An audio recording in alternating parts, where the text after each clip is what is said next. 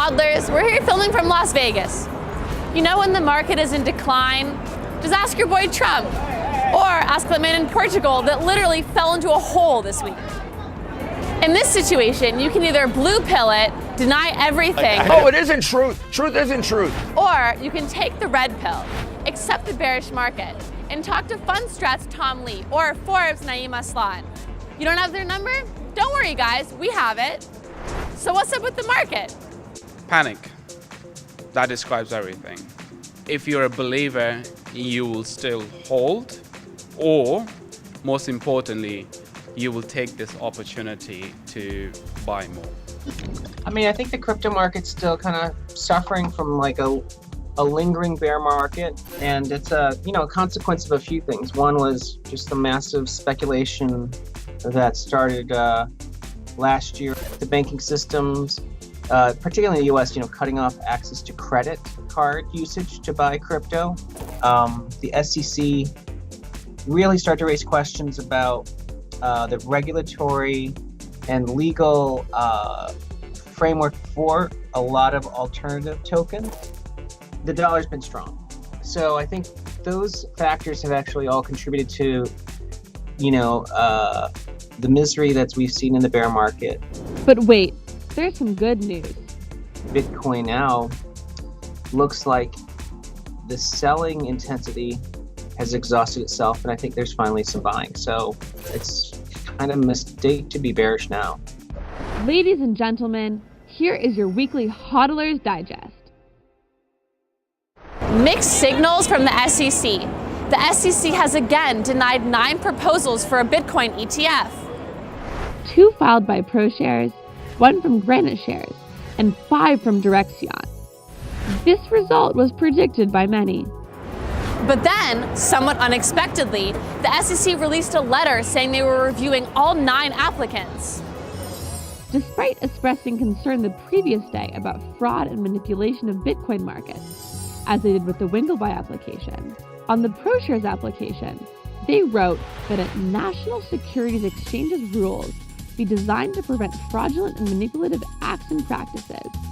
Among other things, the exchanges offered no record evidence to demonstrate that Bitcoin futures markets are markets of significant size.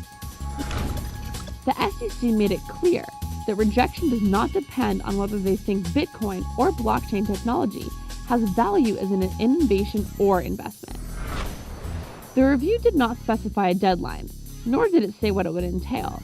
The big one coming up, of course, is the Van Eck ETF, which the SEC announced it was delaying a decision to until September 30th. The chances of an ETF approval happening in crypto eventually is 100%. We're getting every month closer to the launch of Bakkt. And, Bakkt is going to be, I think it's going to become a very regulated and large pool of liquidity. The message is, go back, do your homework, submit as a proper paperwork that we can verify and we can legitimize that, and then yes, we will approve it. Is there a demand? That is the question. Okay guys, no one tell Roger Ver in case he gets angry, but less and less people are now using Bitcoin Cash. A review of the world's 17 largest crypto exchanges has revealed that Bitcoin Cash use in commerce has decreased. Bitcoin Cash payments dropped to 3.7 million in May from 10.5 million in March, while the volume of Bitcoin payments was estimated at 60 million in May, down from a high of 412 million in September. Bitcoin Cash decreased by 75% in comparison to Bitcoin, which dropped by about 55%. Concentrated ownership is believed to be the reason for the low BCH adoption rate. Between 10,000 and 100,000 Bitcoin Cash are held by just 2 wallets. The review claimed the wealthiest holders are the ones sending a lot of traffic to merchant services.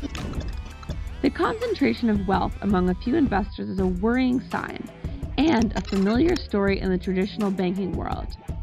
What good is a transfer of wealth from the 1% to a new 1%? There's a lot of FUD out there surrounding Bitcoin energy usage.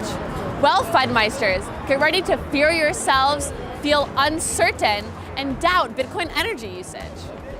A clean energy expert hits back at critics of Bitcoin's high energy consumption. Katrina Kelly, strategy manager at the University of Pittsburgh Center for Energy, says that we need to shift the debate around Bitcoin mining away from energy intensivity and towards where that energy is produced and how it is generated. China is a crypto mining superpower and uses largely fossil-based sources, which Kelly notes is highly problematic. But in Iceland and the US Pacific Northwest, the story is much different. Iceland relies on almost 100% renewable geothermal and hydropower energy sources, and the US counterpart on low-carbon energy sources. In these cases, Kelly argues, miners' power demands are nearly irrelevant to the health of the environment. She says, even if Bitcoin technology were to mature by more than 100 times its current market size, it would still equal only 2% of all energy consumption. As a recent Cointelegraph analysis noted, some have argued that energy-intensive and profit-driven Bitcoin mining could inadvertently drive innovation to further develop clean energy sources.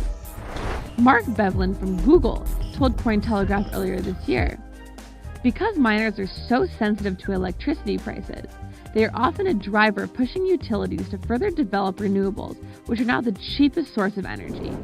BitConnect! Indian police have arrested a man allegedly involved in promoting BitConnect. The suspect, Divyesh Darjeev, was believed to be the India head of what is now widely believed to be a Ponzi scheme. He was arrested in the Delhi airport after a tip-off from local immigration services. This is apparently the third case under investigation. Local promoters of BitConnect are alleged to have fled with $11.4 million worth of Bitcoin from one investor. Law enforcement claims that staff at the BitConnect office in Surat admitted that promoters had amassed millions overall from more than thousands of investors. In the midst of investigations into this web of incidents, BitConnect suddenly ceased its operations, meaning that scores of investors were no longer able to redeem or trade their holdings. Since then, former BitConnect investors have been pursuing a class action lawsuit seeking compensation from the company. If only there was a warning sign for investors. You know, something like this. BitConnect! Wow! BitConnect!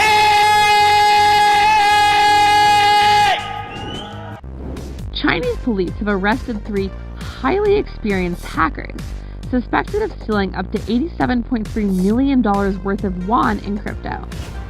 The alarm was reportedly first raised on March 30th, when the first victim claimed that his computer had been hacked and $14.5 million in various crypto holdings was stolen. Initial investigations indicated the suspect used a remote attack to transfer funds from the victim's computer without leaving a trace.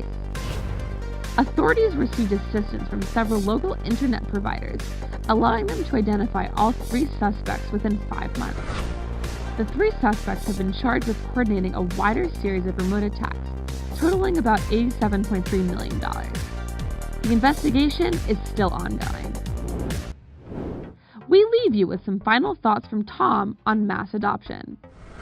At the moment, Bitcoin is still not well understood by the public, right? I think people think of it as either, well, look, the definitions are not even universal, right? Because you've got economists saying Bitcoin is a scam and it's fake money.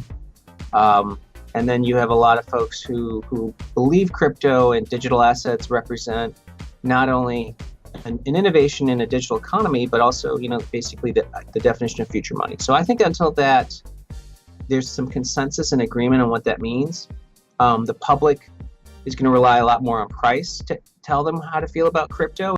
Cointelegraph. Like, subscribe, and hodl.